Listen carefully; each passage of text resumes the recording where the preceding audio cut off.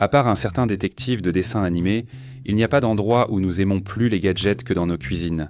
Et peut-être que personne n'est plus responsable de ces outils que Ron Popeil. C'est le vendeur toujours souriant dont les gadgets spécialisés ont transformé l'info-publicité télévisée d'une simple réflexion après coup en une véritable institution culturelle. Alors aujourd'hui, nous allons trancher et découper à travers l'ascension et la chute de Ronco et du légendaire Ron Popeil. Avant de commencer, abonnez-vous à la chaîne Weird History Food. Laissez aussi un commentaire sur les héros méconnus de la culture pop alimentaire que vous souhaitez découvrir. Et maintenant, allons-y, gadget en avant. Ron Popeil est né à Manhattan en 1935 de Julia et Samuel Popeil. Sam, ou SG comme l'appelaient ceux qui avaient une courte capacité d'attention, était un inventeur.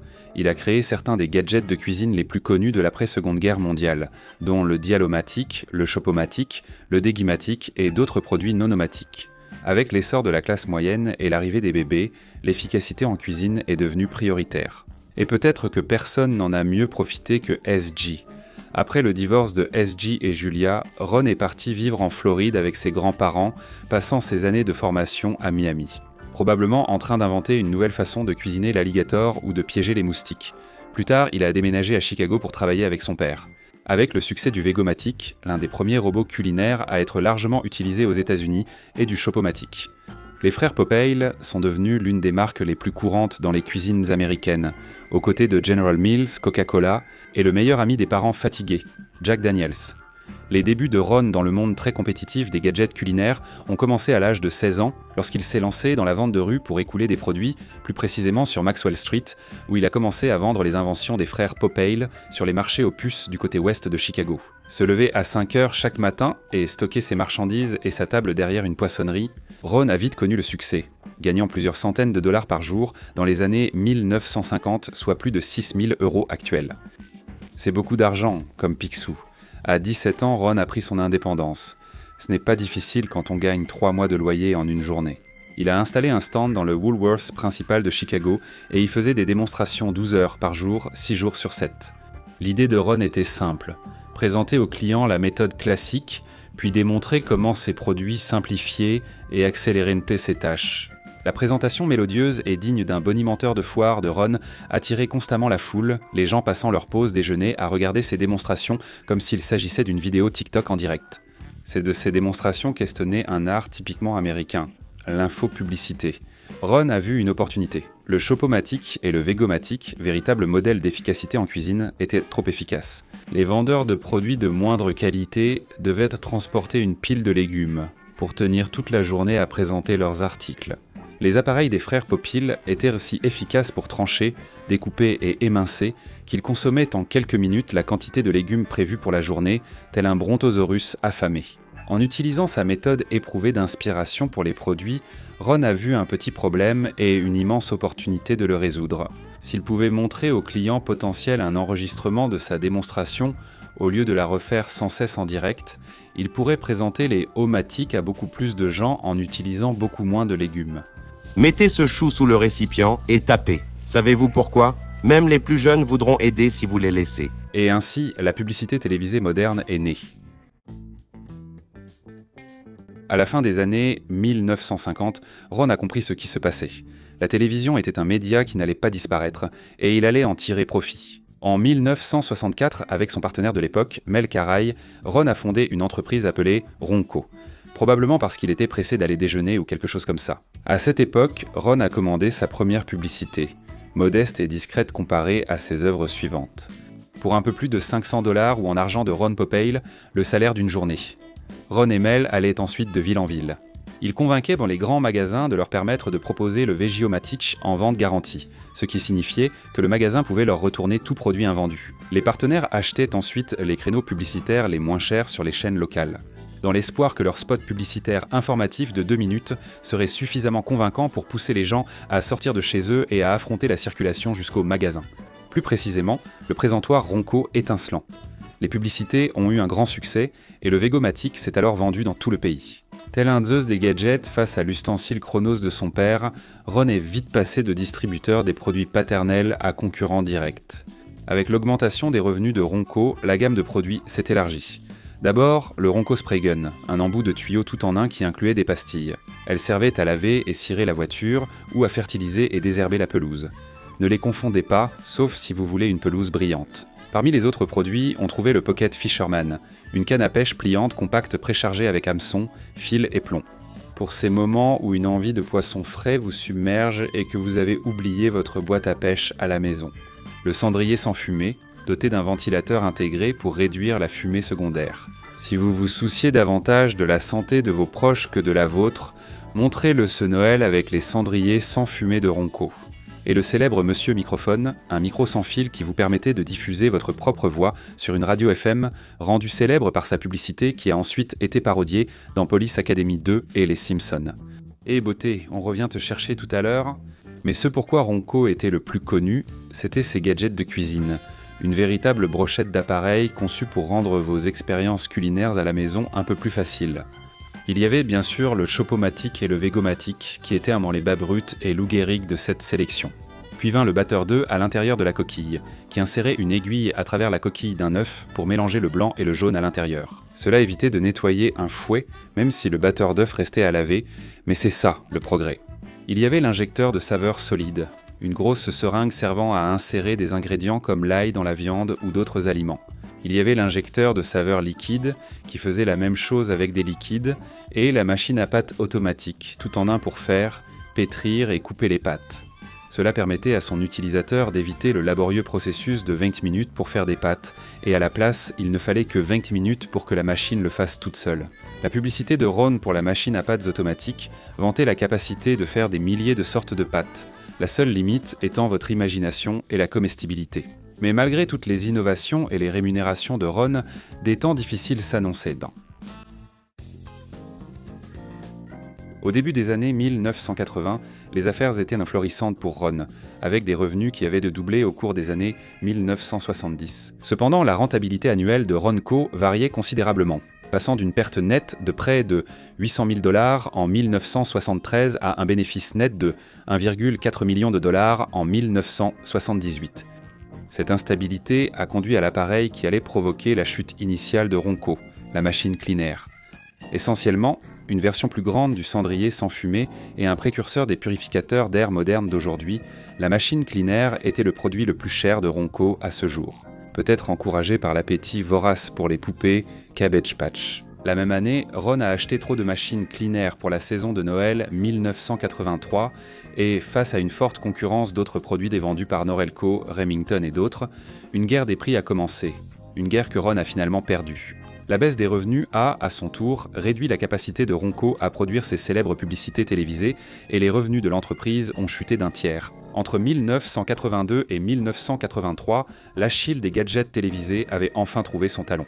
Cette série d'événements malheureux a conduit Ronco à déclarer faillite en 1984. Comme seule l'entreprise a fait faillite, Ron a pu racheter une grande partie de son stock lors d'une vente aux enchères. Comme beaucoup avant lui, Ron a déménagé en Californie du Sud pour chercher fortune avec les gadgets. Puis il est vite revenu à ses racines, la démonstration de produits en direct. Tout comme la plus grande rutabaga du monde et le Cheesecake Free, Ron a parcouru le circuit des foires du pays, a reconstruit son entreprise et, grâce à l'aide d'un autre gadget de cuisine, le déshydrateur alimentaire, il a fait son retour triomphal à la télévision. C'est cette machine qui allait transformer Ron dans sa forme finale, celle pour laquelle il est devenu le plus célèbre. Animateur d'infopublicités longues. En 1989, un ami a suggéré à Ron de s'associer avec le géant de la vente par correspondance Fingerhut, qui testait alors les débuts du téléachat avec sa propre version d'une chaîne télévisée à la QVC. Cependant, le passage de Fingerhut à la télévision n'a pas duré longtemps, et ils ont rapidement mis fin à leur jeune entreprise. Mais comme tout bon américain, Ron a de nouveau été piqué par le virus de la télévision et, en 1991, il a produit sa première émission de téléachat d'une demi-heure. Avec un sens du spectacle renouvelé, Ron a créé Incredible Invention, une émission de 30 minutes qui reproduisait son ambiance de foire locale. Il faisait des démonstrations du déshydrateur alimentaire et vendait directement via une ligne téléphonique gratuite. Mais la télévision étant devenue le passe-temps préféré du pays, la publicité coûtait cher. La production et le temps d'antenne coûtaient 33 000 $, soit près de 50% de plus que la première publicité ajustée à l'inflation. Mais cela importait peu. L'infopublicité de Ron a fait un carton. Et comme le déshydrateur se vendait environ 60 $ le produit, a généré 81 millions de dollars en seulement 2 ans, Grâce au succès du déshydrateur alimentaire, Ron était de retour au sommet et les nouveaux bidules continuaient d'arriver. En 1992, il a lancé ce qui allait devenir l'un de ses produits les plus célèbres, les cheveux en spray. Plus précisément, la laque GLH9, un produit miracle qui allait aider à éliminer les zones chauves et les complexes de millions d'hommes souffrant de problèmes capillaires dans le monde entier. Il s'en est vendu plus de 900 000 bombes rien que la première année. Ce sont de vrais cheveux, mon Dieu, ça marche. Et en 1998, il a lancé le four rôtissoir et barbecue Showtime, l'appareil qui allait asseoir sa réputation comme l'une des stars les plus inattendues et reconnaissables de la télévision. Supervisé dans les moindres détails par Ron lui-même. Le four qui cuisait lentement le poulet ou d'autres viandes pendant plusieurs heures a donné naissance à ce qui allait devenir peut-être la phrase la plus célèbre de Ron. « Tu l'as dit, et c'est aussi simple que ça ». Le four Showtime a été un énorme succès, générant plus de 250 millions de dollars de ventes rien qu'en 1999, et incitant les mamans débordées en Amérique à passer moins de temps à cuisiner et plus à faire autre chose. Une partie de la raison du succès du four Showtime était le plan médiatique de Ron, une stratégie réfléchie et ciblée consistant à dépenser une somme folle d'argent dans des infopublicités. En 1999, par exemple, la société Ron a dépensé environ 50 millions de dollars en achats médias pour faire la publicité du four, soit environ la même somme que pour le premier film Shrek, deux choses qui allaient nous donner de nouvelles versions pendant des années. L'offensive médiatique totale autour des gadgets de Ron Popeil a fait de lui l'un des visages les plus involontairement reconnaissables d'Amérique. Des millions d'Américains, faute de mieux ou sous influence, regardaient Theron vendre ses produits à la télévision, le faisant passer de vendeur à célébrité de seconde zone. Lui ou ses gadgets sont apparus dans des émissions comme X-Files, Futurama, À la Maison Blanche, Les Experts, Sex and the City et bien d'autres. Et ces infopublicités, désormais partie intégrante du paysage télévisuel américain, ont été parodiées dans In Living Color, Veggie Tales et, plus célèbre encore, dans Saturday Night Live, avec Dan Aykroyd incarnant un vendeur télévisé vantant le bassomatique. De plus, Ron a été immortalisé dans des chansons, son nom étant cité dans des morceaux d'Alice Cooper et des Beastie Boys. Ron, avec son père, a également reçu la plus grande distinction au monde.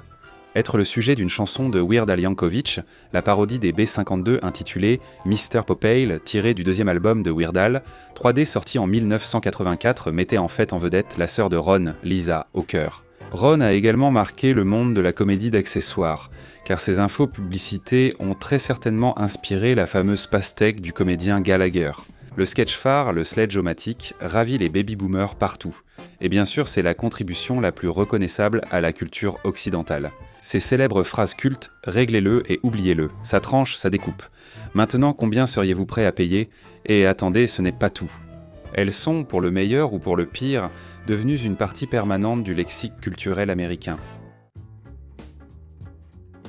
Au début des années 2000, la notoriété de Ron en tant que visage familier a commencé à diminuer. À cette époque déjà grand-père, la vie exigeante de PDG d'une entreprise de gadgets lui prenait trop de temps au détriment de sa famille. Ainsi, en 2005, Ron a vendu son entreprise à Fitexet pour 55 millions de dollars et cette société a immédiatement pris le relais. Le nom beaucoup plus mémorable et facile à prononcer de Ronco. Ron est resté en tant que consultant produit, touchant un salaire annuel de 500 000 $, plus d'importants honoraires pour ses apparitions à la télévision et dans de nouveaux téléachats. Ron, toujours débrouillard, a continué à créer et vendre de nouvelles inventions avec sa nouvelle entreprise, les entreprises de Ron. L'un de ses appareils était la friteuse 5 en 1, un appareil de cuisine multifonction qui pouvait, entre autres, faire frire une dinde en seulement 45 minutes. Au cas où vous vous réveilleriez et vous rappelleriez que Thanksgiving, c'est demain. Mais sans Ron, Ronco a fait faillite 2 ans après sa vente. L'entreprise devait plus de 32 millions de dollars à ses créanciers et n'a pas pu honorer sa dette, le plus important de ses créanciers. Ron lui-même, plutôt malin, du genre à la Picsou. Ronco a de nouveau été vendu en 2011 à une entreprise de produits de consommation appelée CD3 Holdings, qui a de nouveau déposé le bilan. En 2018 et en 2022, la marque Ronco et ses produits ont été rachetés par HD Schulman International Trading. En 2021, Ron est décédé à l'âge de 86 ans d'une hémorragie cérébrale, entouré de sa famille. Et bien qu'il ne soit plus là, son héritage perdure, comme on le voit à la télévision. Les produits Ron sont présents dans les magasins de détail mondiaux, et ces phrases cultes font désormais partie du vocabulaire populaire. Avec la télévision traditionnelle remplacée par le streaming et YouTube, l'infopublicité est désormais largement dépassée. mais les contributions de Ron Popeil à nos cuisines feront toujours partie du folklore américain. Alors qu'en pensez-vous et quels sont vos produits préférés de Ron Popeil? Dites-le nous dans les commentaires ci-dessous. Profitez-en pour découvrir d'autres vidéos de Weird History Food.